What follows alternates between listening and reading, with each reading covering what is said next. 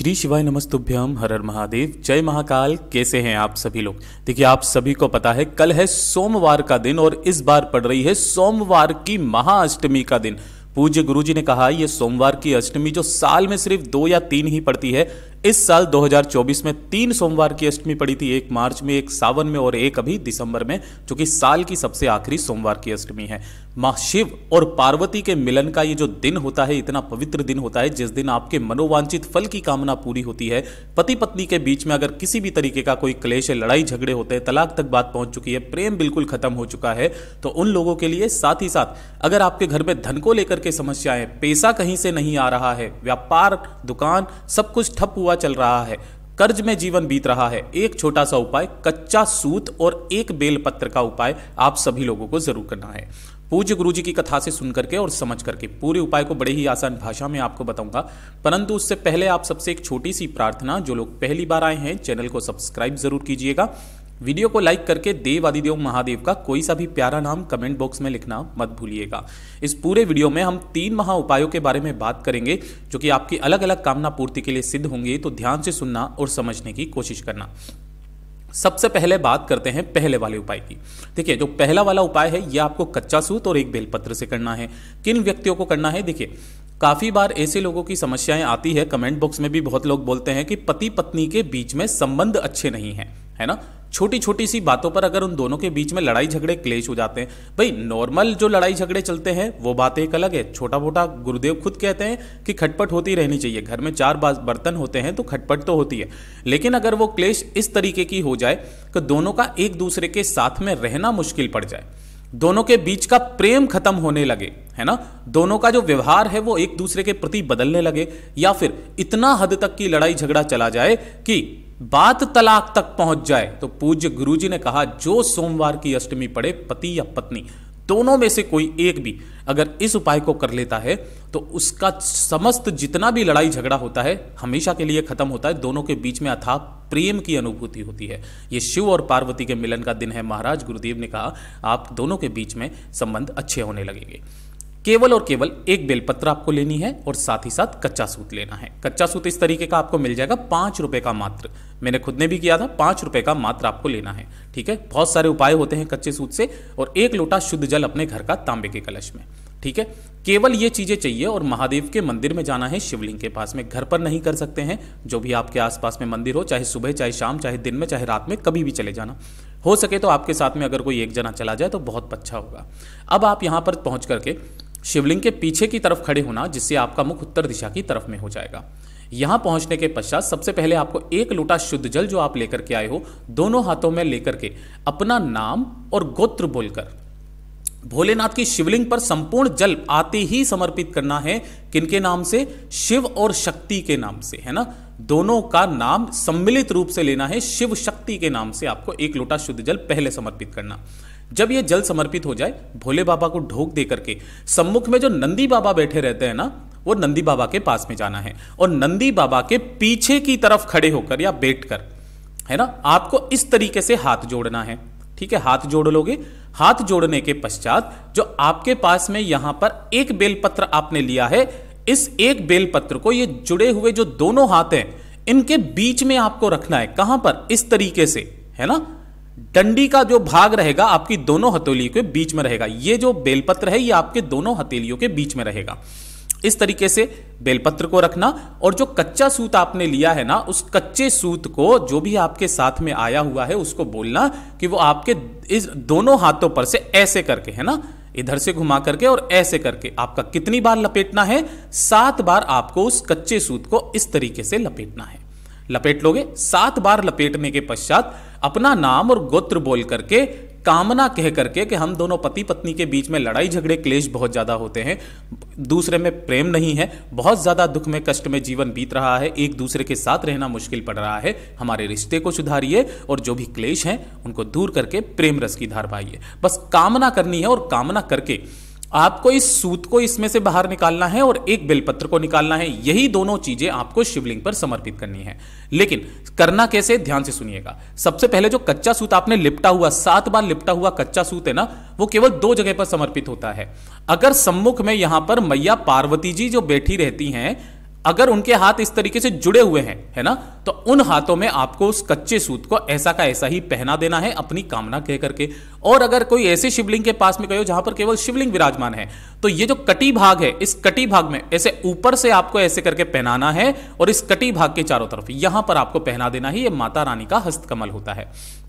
और जो एक बेलपत्र है, इसी कटी भाग पर आपको ऐसे करके समर्पित करना है कि डंडी रहेगी जलाधारी की तरफ और ये वाली जो पत्ती रहेगी ये रहेगी कटी भाग की तरफ। अपनी कामना कहकर के जो स्त्री पुरुष इस उपाय को केवल और केवल सोमवार की अष्टमी के दिन कर लेता है, पति पत्नी के बीच में मधुर जो संबंध होते हैं बनने लगते हैं।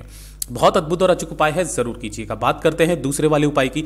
यह सबसे ज्यादा खास और विशेष उपाय होने वाला है। अगर आपकी कोई विशेष मनोकामना है ना, कोई ऐसी मनोकामना जिसे आप चाहते हो कि बस ये मेरी मनोकामना पूरी हो जाए, मुझे इसके अलावा महादेव कुछ नहीं चाहिए, आपकी बड़ी से बड़ी इच्छा पूर्ति का सबसे अचूक उपाय होता है ये, जो सोमवार की अष्टमी के दिन किया जाता है। 5 बेलपत्र वाला उपाय। 5 बेलपत्र लेना है जो कहीं से भी खंडित कटे फटे ना हो। नहीं मिलते हैं, महादेव की शिवलिंग से उठा लेना, धो करके काम में ले लेना। और इसी के साथ में आपको चाहिए होगा 1 लोटा शुद्ध जल अपने घर का, और इसके अंदर आपको मिलाना होगा थोड़ा सा गंगा जल। 4 से 5 बूंदे गंगा जल आपको मिला लेना है और इन्हें लेकर के पहुंचना है भोलेनाथ के मंदिर में शिवलिंग के पास।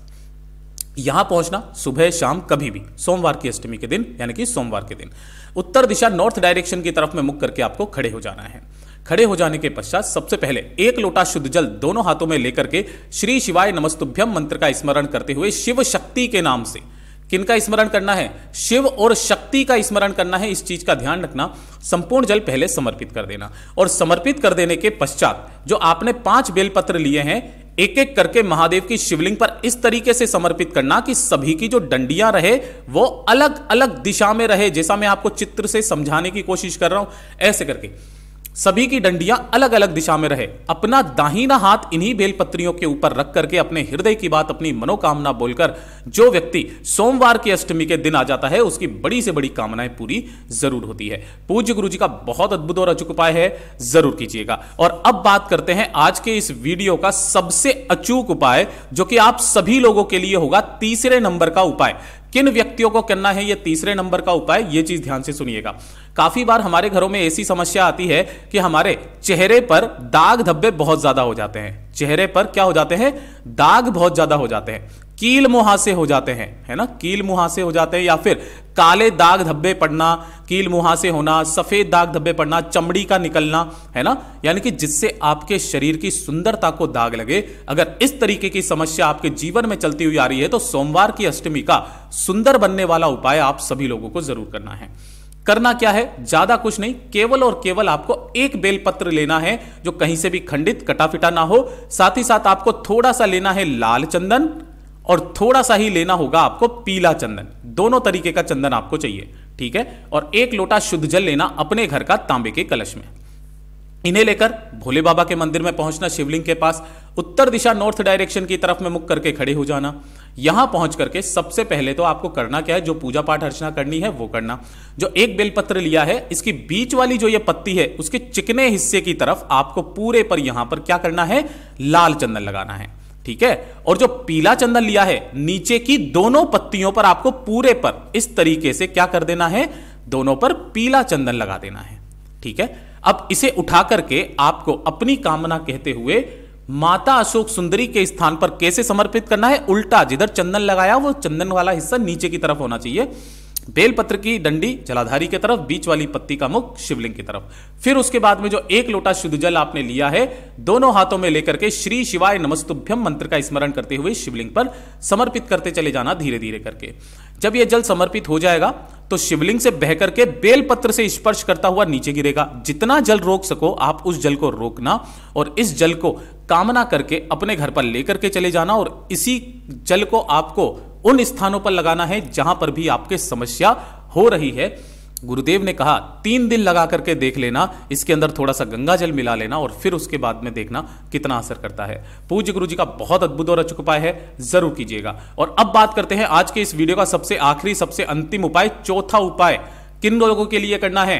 कि अगर आपके घर में धन को लेकर के, पैसे को लेकर के समस्याएं काफी ज्यादा विकट है, कर्ज बढ़ता चला जा रहा है, कर्ज चुकता नहीं हो रहा, कोई दुकान है, कोई व्यापार है, नहीं अच्छा चल रहा है ना, माता लक्ष्मी जी ऐसा लगता है आपसे रूठी हुई है, एक काम करिएगा, 7 बेलपत्र लेना और थोड़ा सा लेना होगा आपको इस तरीके से केसर। अब केसर को क्या करना है, केसर को सबसे पहले आपको पीसना है, घिस लेना है ना, और घिस करके इसका क्या बना लेना है, चंदन बना लेना है, केसर का चंदन। और 7 बेलपत्र, 1 लोटा शुद्ध जल, इन्हें लेकर के पहुंचना है आपको भोलेनाथ के मंदिर में, शिवलिंग के पास में। यहां पर आपको हमेशा की तरह बताऊंगा, किसी भी समय पर पहुंच जाना। सोमवार की अष्टमी के दिन उत्तर दिशा नॉर्थ डायरेक्शन की तरफ में मुख करके खड़े हो जाना। सबसे पहले आपको 1 लोटा शुद्ध जल भोलेनाथ की शिवलिंग पर समर्पित करना है, श्री शिवाय नमस्तुभ्यम मंत्र का स्मरण करते हुए कुंदकेश्वर महादेव के नाम से, कुंदकेश्वर महादेव के नाम से समर्पित करना। जब यह संपूर्ण जल समर्पित हो जाएगा तो आपने जो यहां पर 7 बेलपत्र लिए हैं, अब इसका क्रम ध्यान से सुनिएगा। जो भी आपने चंदन लिया है उस चंदन को अपनी दाहिने हाथ की अनामिका उंगली पर लगा करके जो बीच वाली पत्ती है इस पर आपको लिखना है ओम, ठीक है। और इन दोनों पत्तियों पर एक एक संबोधन, अंग का संबोधन लगाना है। कैसे करके, यहां पर जो आप लगाओगे ये लगाओगे मां जगदंबा के नाम से, मां जगदंबा के नाम से। और यहां पर जो लगाओगे ये लगाओगे रिद्धि सिद्धि गणेश के नाम की एक बिंदी आपको यहां लगानी है। ऐसे करके सातों के सातों बेलपत्र आपको तैयार कर लेने हैं और एक एक करके शिवलिंग पर समर्पित करते चले जाना है, श्री शिवाय नमस्तुभ्यम मंत्र का स्मरण करते हुए। ऐसे समर्पित करना कि सभी की डंडी जलाधारी की तरफ रहे, बीच वाली पत्ती का मुख आपकी तरफ में रहे। अपने दोनों हाथों को फैला करके अपनी कामना कह करके इन समस्त बेलपत्रों को उठाकर अपने घर पे लेकर के आ जाना। और घर पे लाने के पश्चात किसी भी एक लाल कपड़े के अंदर बांध करके इसकी एक पोटली बना लेना और इस पोटली को अपने धन रखने के स्थान पर, तिजोरी में या फिर जो भी आपका गल्ला है उस गल्ले में, जहां पर आप धन रखते हो अपने घर में, अपनी फैक्ट्री में, दुकान पे, वहां जाकर के रख देना। कब तक रखे रहने देना है, जब तक कि अगली सोमवार की अष्टमी नहीं आ जाती।